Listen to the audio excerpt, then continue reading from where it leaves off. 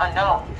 It's just that the ceremonies itself is restricted until they finish the repairs of a building that's been here since 1920, dedicated by President Woodrow Wilson.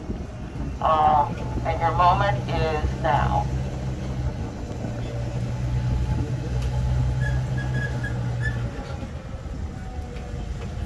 Hey, what if you want? Yeah. Just gonna take a video.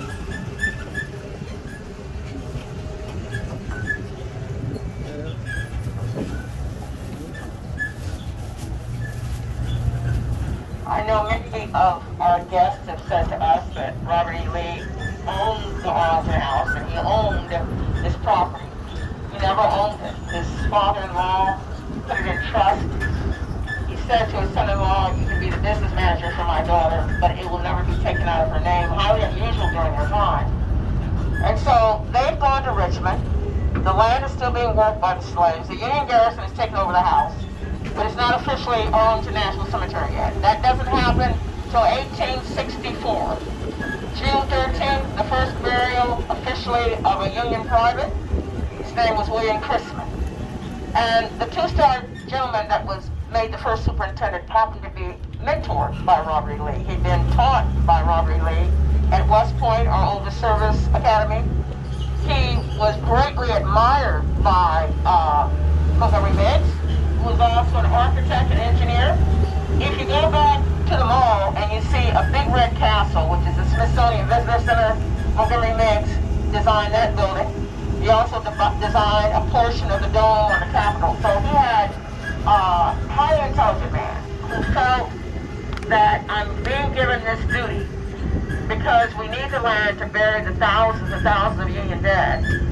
But the way that it happened, he had a hard problem resolving it because he felt, I took the oath as an officer and gentleman when I graduated from West Point, like all my fellow officers did, and my loyalty will always be to the flag. Why can't my mentor's loyalty be the same? So he's given the massive job of early burials. Now, you're seeing about 250,000 grave markers. Resting below them, more than 400,000 and counting. We average 30 funerals a day. But all of this was wooded.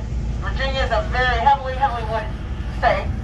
We still have about 3,000 trees left. We are a national arboretum. For those of you that are horticulturalists, you must be looking around salivating. But as we began the burial process, we began to take away the wood. On this hill on the driver's side is the Spanish-American War Memorial. The sequence cannons. Outside cannons belong to Spain, inside cannons belong to the United States of America. Spanish cannons could shoot a shell 600 feet. We could shoot a shell 15 miles. Yes, we won that war. John Beck rests right here on the middle oak tree with his bride, man, and our NASA history to go around the earth 6 times. He went on to serve as senator from the great state of Ohio, no less than 6 terms.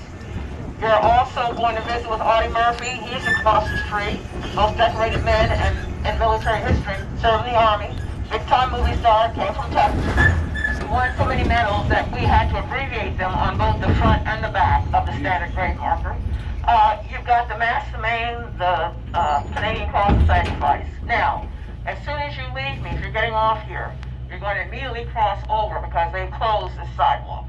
So if anyone's getting off here, there'll be another vehicle to come get you in about 20 minutes. But if you're leaving us, we'll cross the street. Watch your hands, watch your steps.